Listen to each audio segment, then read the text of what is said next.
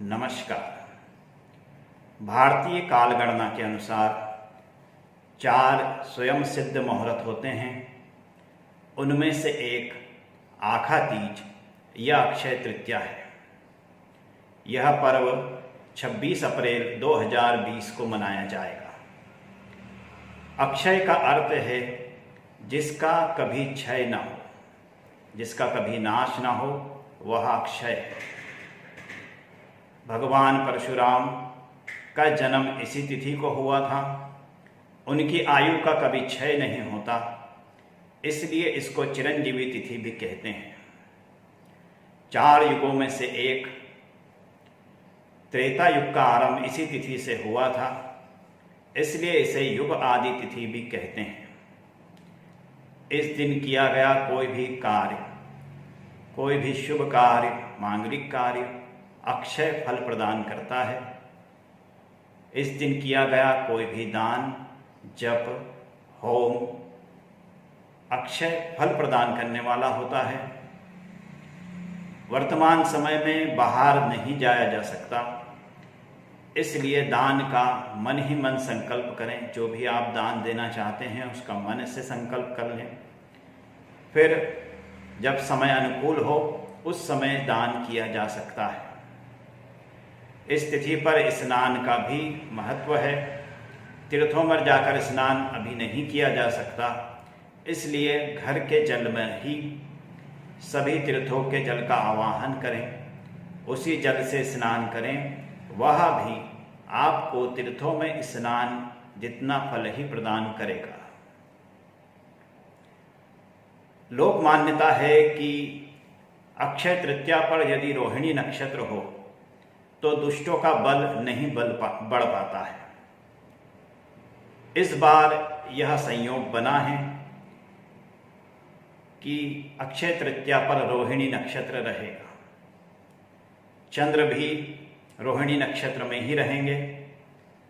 चंद्रमा रोहिणी नक्षत्र के स्वामी भी हैं और राशि स्वामी शुक्र भी इस बार रोहिणी नक्षत्र में ही वृषभ राशि में रहेंगे।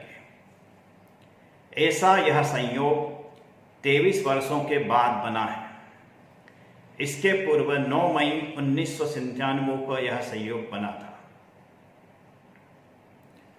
वृषभ राशि में शुक्र, वृषभ राशि में ही चंद्रमा, इन दोनों की युति इसके पूर्व अक्षय तृतीया पर कई बार हुई, परंतु रोहिणी नक्षत्र में 23 वर्षों के बाद यह युति हो रही है। यह देश में, विश्व में सभी प्रकार से सुख प्रदान करने वाली होगी। वर्तमान में जो विषाणु, जो रोग फैले हुए हैं, उनसे यह मुक्ति दिलाने वाली होगी। आगे आने वाले समय में देश में, विश्व में व्यापार की स्थिति मजबूत होगी और जो परेशानी का अनुमान किया जा रहा है वैसी परेशानी आने की संभावना नहीं है। नौकरी करने वाले को भी किसी प्रकार से परेशान होने की आवश्यकता नहीं है। ग्रहों के अनुसार यह अक्षय तृतीया आगे आने वाले पूरे वर्ष में शुभ फल प्रदान करने वाली होगी। देश में, विश्व में व्यापार में तरक्की होगी, नौकरियों की वृद्धि होगी और सभी ओर से अच्छे समाचार प्राप्त होंगे। गुरु भी इस बार अक्षय तृतीया पर नीच राशि में रहेंगे।